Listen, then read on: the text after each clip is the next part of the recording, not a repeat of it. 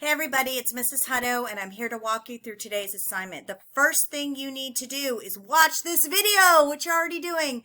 Yay! You will also need to join DBQ online through ClassLink to complete today's assignment. The classroom code is TWRGK. I am available through email if you need me.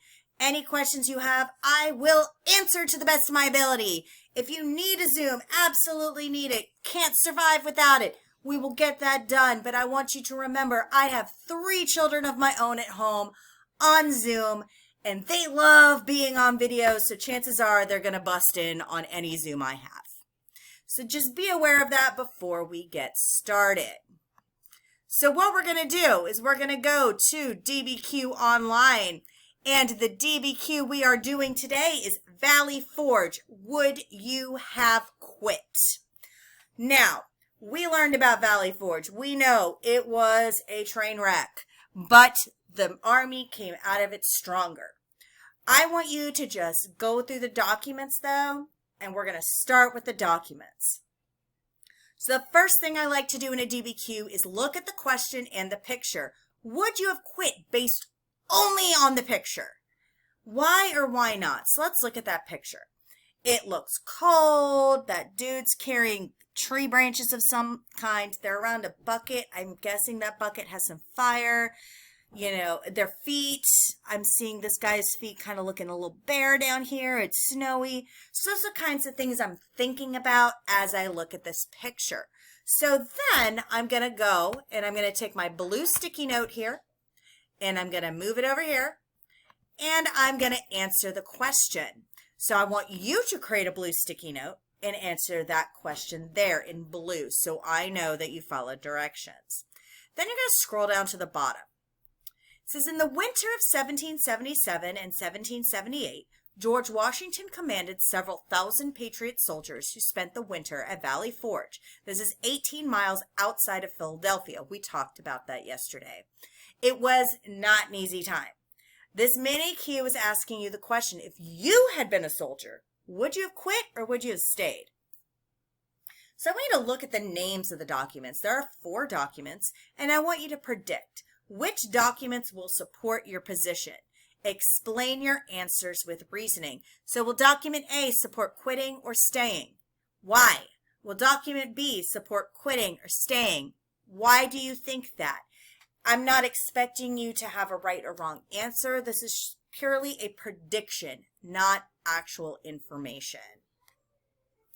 After we finish this first page, we're going to go to this drop-down menu and go to Hook Exercise. Now, the Hook Exercise is something to get you thinking. And in this case, it's asking you to think about what you would do in this situation. It is Montgomery County, Pennsylvania. It is mid-January 1778, and you are a Quaker in Pennsylvania. If you want to know more about the Quakers, remember we've talked about it's more than just the guy on the oatmeal can. You can launch this hyperlink here, and it's going to take you to Quaker.org, which will walk you through their beliefs and how they live and how they worship. Now, 1, this is present day, and 2, it's written by the Quakers, so there is bias. It is important to remember bias. Bias is they look at themselves through a certain lens, and that is going to come through. So this is not an objective source. Anyway, once you look at that, if you choose to do so, I want you to think about this. You are a Quaker, you oppose war, and last week you decided to send your nephews to both the American Continental Army camp and the British Army camp to get prices on how much they're willing to pay for your foodstuffs, your goods, the things you're going to use to make food. In all cases, the British are willing or maybe able to pay more than the Army at Valley Forge. So now you have to decide, who are you going to sell this food to? And what is going to happen to the American Army if everybody in your neighborhood makes the same decision you do? Now, because it says be prepared to share your thinking with the class, you are going to do that. But you're going to do that through Flip, not through a class discussion. So you're going to click to launch this hyperlink in orange.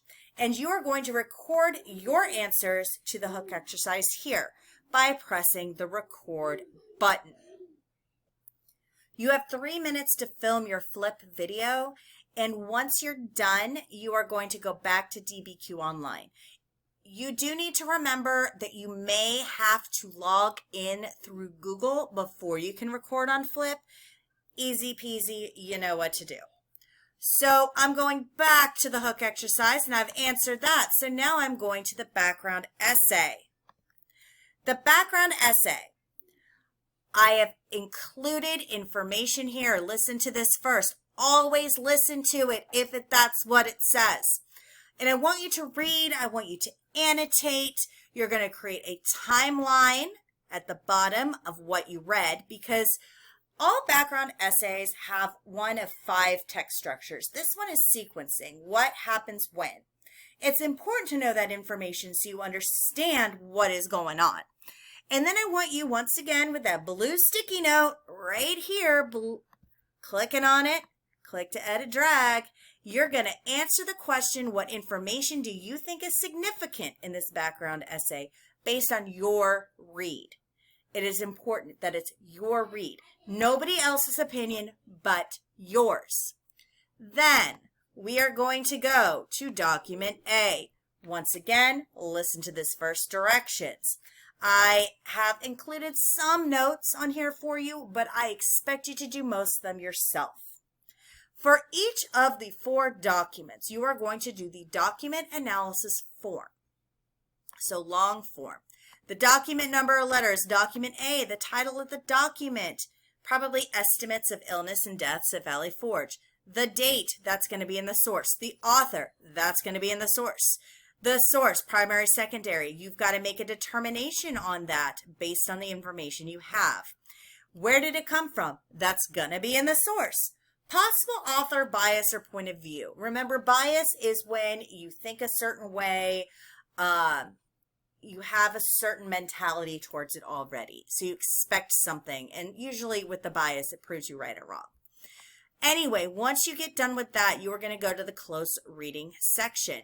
What important details are included in the document? So one important detail, one inference you can make based on that.